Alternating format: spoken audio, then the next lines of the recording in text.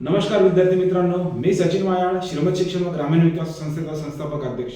विद्यार्थी मित्रांनो, आपली नुकतीच सुरू झालेली राज्यस्तरीय शिष्यवृत्ती परीक्षा ही परीक्षा नेमकी आहे तरी कुणासाठी, हा प्रश्न सर्वच विद्यार्थ्यांना पडला असेल. विद्यार्थी मित्रांनो, इयत्ता दुसरी पासून तर 10वी पर्यंतचे जे विद्यार्थी असतील हे सर्वच विद्यार्थी या परीक्षेसाठी ऍप्लिकेबल असतील. मग ते स्टेट बोर्ड असो, सीबीएसई असो की आयसीएसई बोर्ड असो.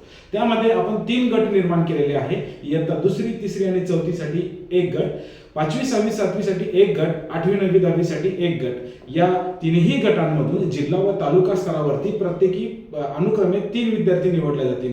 पहिला, दुसरा आणि तिसरा विद्यार्थी. पहिला येणाऱ्या विद्यार्थ्याला जिल्हा स्तरामधून 30,000 रुपये शिष्यवृत्ती, दुसऱ्या येणाऱ्याला 20,000 रुपये शिष्यवृत्ती आणि तिसऱ्या येणाऱ्याला 10,000 रुपये शिष्यवृत्ती दिला जाईल. त्याचप्रमाणे जो विद्यार्थी तालुका स्तरावरती पहिला, दुसरा आणि तिसरा येतो त्या विद्यार्थ्याला अनुक्रमे पहिल्या विद्यार्थ्याला 10,000, दुसऱ्या विद्यार्थ्याला 7,000 आणि तिसऱ्या विद्यार्थ्याला 5,000 रुपये शिष्यवृत्ती संस्थेच्या मार्फत दिला जाणार आहे. त्याच पद्धतीने शालेय स्तरावरती ज्या शाळेमधून जास्तीत जास्त विद्यार्थी सहभागी होतात, म्हणजे 30 पेक्षा जास्त विद्यार्थी सहभागी होतात, अशा विद्यार्थ्यांना शाळेमधून सुद्धा त्यांचे 3 अनुक्रमांक निवडून अनुक्रमे गोल्ड, सिल्वर आणि ब्रॉन्झ मेडल हे त्या विद्यार्थ्यांना. विद्यार्थी आपल्या राज्यस्तरीय शिष्यवृत्ती परीक्षेमध्ये सहभागी होणार आहे अशा प्रत्येक विद्यार्थ्याला सहभागपर प्रमाणपत्र देण्यात येणार आहे. धन्यवाद.